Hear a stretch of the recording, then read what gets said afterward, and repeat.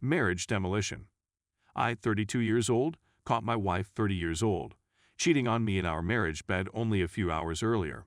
I'm now locked up in my father's fishing cabin, trying to figure out what I'm going to do from here. I feel useless and ruined. Because of that wrath, I'm filled with rage. My whole life has been thrown down the toilet, and I have no one to speak to. The one person I believed I could confide in had deceived me and attempted to lie about everything. I just terrified 3 individuals. One of them was myself. I'm fortunate if the police aren't searching for me right now. If they are, I'll deal with it when I have no choice.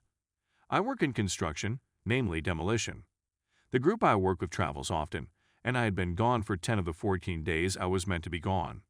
Due to the rain, it's extremely difficult to blow up wet items, and the forecast, I chose to go back home until I was assured we could work again. My flight didn't arrive till after midnight. I wanted to surprise my wife, so I didn't tell her I was going to be there. I drove the 4 to 5 minutes to our residence from the airport. My wife discovered some gorgeous land away from any other houses via her real estate work 8 years ago. I completed constructing our home 2 years later, which we have adored ever since. Because we have a 4-car garage, any automobiles parking in front are odd. My heart sank as I saw a black SUV that I didn't recognize. I knew right away. I hadn't picked up on any signs of difficulty in our marriage. We hadn't gotten into any conflicts, and our life was fantastic and frequent. But I had a feeling I'd find out what I discovered once I got in. She would have told me if the automobile belonged to a relative who was visiting. Part of me hoped it belonged to a female colleague who had had much too much wine on a visit and wanted to sleep it off. But it would have been very unusual. I sat outside the home for at least 15 minutes, contemplating things. However, I placed my vehicle approximately 6 inches away from the driver's side of the SUV, which was parked next to a retaining wall. Whoever it belonged to would not be getting into their vehicle and driving away without my permission, nor would they be busting out a front or rear window. I parked my vehicle and entered via the deck's rear entrance. For a gun, I have a concealed carry weapon permit. Before getting into my vehicle at the airport and heading home, I had placed my holster on. I wasn't worried about my life, but I was frightened of losing my cool and taking someone else's life.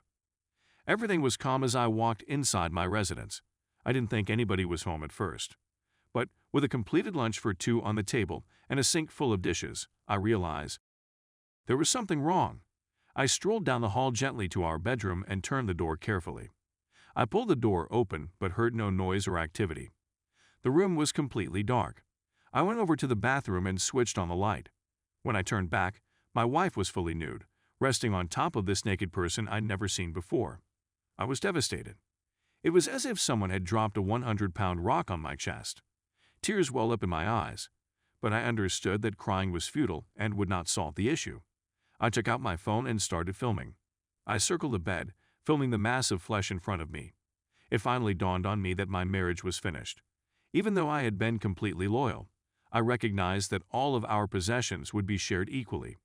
When we split assets in the divorce, I suddenly understood that the home I constructed with my own hands would have to be sold. Being physically deceived hurt more than any other kind of anguish I could have imagined. Knowing I was about to be financially ruined almost made me lose my mind because it felt so unjust. But I knew I was through with her and would never touch her filthy body again. I was appalled by what I witnessed, especially my wife. In my opinion, she'd gone from loving, loyal wife to ally in 15 minutes. Neither moved an inch. I was quite positive they were both intoxicated and passed out. I suddenly didn't care about any damage to the home I'd worked so hard on because it had to be sold. I drew my .45 and simply stared at them, both of them betraying me in my own bed. For a brief second, I considered shooting her, knowing that the bullets would pass right through her and kill him as well. But I came to my senses and understood that neither was worth a trip to the electric chair. And, despite my pain, I realized I could want to keep living once everything was said and done. So I drew my pistol's hammer back, hoisted the gun into the air, aimed to my upper right, and fired 2 shots into the ceiling. They both awoke immediately. She was attempting to push off of him in order to turn around. When he abruptly locked eyes with me, he pushed her off of him and onto the floor.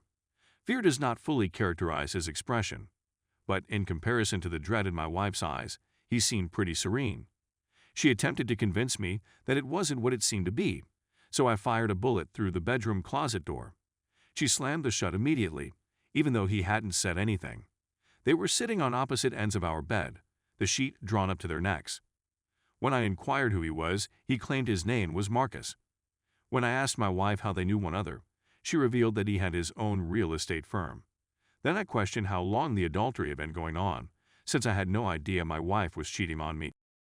She had the nerve to say it was the first and only time they'd slept together. So, in between them, I fired 2 bullets into the bed's headboard. I raised the question again after they both started weeping and asking me to stop. Marcus responded 6 months later, much to my astonishment. It irritated me, but at least I knew the truth. When I asked my wife when she quit loving me, she lied through tears and claimed she never did. I fired 2 shots into the bathroom on her side of the bed, causing her to scream as mirror glass broke all over the counter and floor.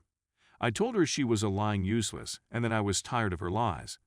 She was plainly experiencing a panic attack, and rightly so. But I didn't care at the time. I inquired about the man's marital status. He said that he was. When I inquired whether he had any children who would miss him, he choked before confessing he had 2. I told him how much. I appreciated his pointing out to me that my wife is before we had children together. But I asked him whether having with a cheating harlot was worth the risk of losing his wife and children. He pleaded with me not to inform his wife. I advised him to stop talking since she had a 50% probability of becoming a widow at the time. I walked at the foot of the bed for the next 15 minutes, pistol drawn, trying to think. I was aware that keeping them there against their will may be seen as my taking hostages. I knew I'd have to let them go at some point. I motioned for my wife to get up and go fetch her vehicle keys. She got out of bed and started reaching down to pick up her clothing from the floor to put back on. I told her to stop, that she didn't need clothing, and to go fetch the keys. She went down the hall, returned her keys, and handed them to me while still weeping. I took the home key from her and informed her that she would no longer need it. I know she wanted to argue that I couldn't do it and that she was legally correct. A 45, on the other hand, tends to render legality moot. I then instructed Marcus to take his keys and wallet from his trousers and accompany me. I followed him outside to his vehicle and repeatedly hit him in the face until his nose and lips were bleeding. I returned after moving my vehicle so he could get into his SUV, took up his keys, and urged Marcus to get up. I told him he could go home right then and confess everything to his wife, or she'd hear from me within 48 hours with all the proof of his adultery I'd gathered. I also told him he had 45 seconds to leave my property or a coroner would be taking him away. The fact that he was naked appeared to be a minor concern at the time. He jumped in his vehicle and drove away before I could count to 25. I returned inside, where my wife had changed into a robe and sat at the kitchen table. I went to her bedroom, took her cell phone, and delivered it to her in the kitchen. I inquired if she wanted me to contact her parents or sister to come pick her up. She flatly refused. I'd even inquired if she wanted me to contact the cops. I believe she expected us to talk things in order to clear the air. Thus she replied no. She started to explain, but I cut her off and informed her we were done for good as far as I was concerned. I told her that our house was no longer her home and that she needed to get in her vehicle and go somewhere that wasn't our place. I emphasized that after what she'd done, I no longer felt any love for her and that there would be no second chances. She started apologizing, crying, and pleading. Blessed quiet resulted after 2 shots fired into the double oven and 1 into the fridge. Having a neighbor who is more than 2 miles distant has its advantages. I told her that I didn't care whether I lived or died, and that her actions had completely devastated me. I also said that the moment I saw her and Marcus nude together, all of my love for her changed to hatred. If Thanos could have erased her from existence in my memory at that instant, I would have done so. I told her I was struggling to keep my cool in the face of my affections for her. I suggested she go to the garage, get in her vehicle, and drive away forever. She cried her way out of the garage, into her vehicle, and drove away. That was around 5 hours ago. I didn't want to deal with any police who happened to turn there, knowing I could have committed a felony or 2 with my response. Before leaving and getting back into my vehicle, I turned off everything and secured the doors. My father has a fishing cottage that he and his mates frequent. I drove here and let myself in using the secret spare key. When I arrived, it was much too early to phone anybody. I decided I wanted something to drink, and I'm about a quarter of the way through a bottle of my father's Balvenie scotch. Dad is going to be furious until I tell him what my wife did. I'm also quite sure it's the bottle I got him for his birthday last month. I'm at a loss on what to do. I've combed through threads on this subreddit and others in search of solutions. However, the majority seem to be folks attempting to determine whether or not their spouse is cheating. I already know the truth. So as much as I want to know the truth, the justifications for adultery all ring hollow. Other articles seem to be techniques for getting a cheater back. I'm not sure why someone would want to reclaim a cheating spouse. But I'm looking for a divorce. I want it in my favor as soon as possible. She will never be able to choose me again. I'm not a carnival prize, but rather a human being. I want to get rid of her and destroy all trace of her in my life. I never want to see or hear from her again. Is it possible for attorneys to handle everything? I have the funds to get things started. What I lack is the time, energy, and patience to deal with this nonsense. 8 years of marriage squandered.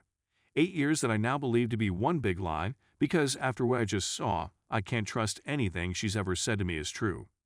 8 years of my life were squandered on a wicked con artist. Part of me wishes I'd simply shot them both and taken my own life. But it may just be the scotch talking. I need to get my stuff tested just to make sure that didn't give me anything. Actually, now that I think about it, I've wasted away a decade on her. Her actions have devalued my life and rendered my time with her meaningless. The only thing I'll remember about this marriage is that honesty and loyalty are a thing of the past. Herpes is the one thing that lasts permanently in any relationship these days. Love and marriage are both a bunch of filthy falsehoods. I'm terribly, really depressed right now. Some unsure already see me as a knuckle-dragging Neanderthal for reacting with violence and threats. I also know that some people may criticize me for using one of my firearms. I didn't shoot anybody, and the bedsheets were already soiled when I did. If gunshot holes diminish the price of the home by a few $1,000s, I can live with that. I'm simply not able to cope with this nonsense. Part of me simply wants to beat a bullet and give up. My life is over, and it's not coming back even if I wanted it to. People will claim I escaped a bullet irony by not having children with my wife and discovering she's unfaithful. That doesn't seem to be the case right now. I move from uncontrollable tears to wrath like I've never experienced. Either I confront this or I simply give up. And, for the time being, the second alternative seems to be the superior option. Maybe if I fall out and sleep for a while, things won't seem so horrible. But I have my doubts. The weather prediction indicates that things will clear up sufficiently to allow me to work in a few days. Therefore, I will need to fly the day before. For a variety of reasons, I dislike the area in which we are working. But a part of me wants to go after the task is done and never return. Part of me wants to find out where I want to start again, if I want to start over at all. What factors should I consider before choosing a lawyer? Is there a ranking system for legal services on Yelp or another website? I despise lawyers. Members of the most shady legal profession. Now I need to locate the most tenacious lawyer I can find. Please accept my apologies for the wall of words. It wasn't quite as therapeutic as I had thought, but nothing is going to make this pain go away anytime soon. What on earth am I expected to do? What's the purpose of accomplishing anything at all? The person I was sacrificing my all for is no longer with us, and I realized today that he never existed. By no means was I flawless, but I remained loyal. I'd never been abusive. She'd never heard me shout like that before today. I was a wonderful spouse. I enjoyed being married and devoted. But for every wonderful person out there, there's a harlot ready to dig her claws into him and wreck his life for her own benefit. F this life, my upcoming ex-wife, and relationships. Now, I'm simply rambling. I guess I'll go to bed now. When I wake up, I think I'll phone my folks and tell them what happened. I'm still in shock, and I've never experienced such heartbreak in my life. Maybe I'll feel better tomorrow. Update. I didn't believe anything had posted the night I attempted to submit to Reddit since. It indicated the post was pending moderator approval. But throughout the past month, I've received alerts on my phone regarding the post on a regular basis. I logged in to check the comments on the initial article, as well as a few folks requesting an update. I honestly don't know if things could have gotten any worse for me after publishing. And yes, I'm sure some will claim what I do goes too far, is excessive, or whatever. It seems that the law agrees with such individuals. The anti-gun commentators will be overjoyed with this change. So let me get this out of the way first, so those folks can be ecstatic about what I'm up against. I was arrested for conveying threats, felonious assault, assault with a dangerous weapon, and a few minor crimes/felonies. Even though I have no criminal record, If convicted of the charges, I may face up to 25 years in prison. It's unlikely that I'll be sentenced to that long in jail, but it's conceivable. Surprisingly, if I'd shot Marcus and Slash or my wife in a fit of wrath, I'd probably be facing less time in prison. Marcus seems to have confessed to the police rather than his wife while I was writing my initial piece. He told the officers he was discovered with a married lady. However, he seemed to have gained some compassion from the cops. The deputy who collected his statements was one of the sheriffs that turned up the following day to arrest me. Everything went well since I didn't object in the least. Marcus's decision to accuse me was, in retrospect, a preemptive move, because the court after my arraignment barred me from contacting Marcus or any of his family members. So far, I have not made contact with his wife in any manner, shape, or form. But he achieved a handful of other things by having me arrested. I told my employer of the accusations, which would prevent me from leaving the state.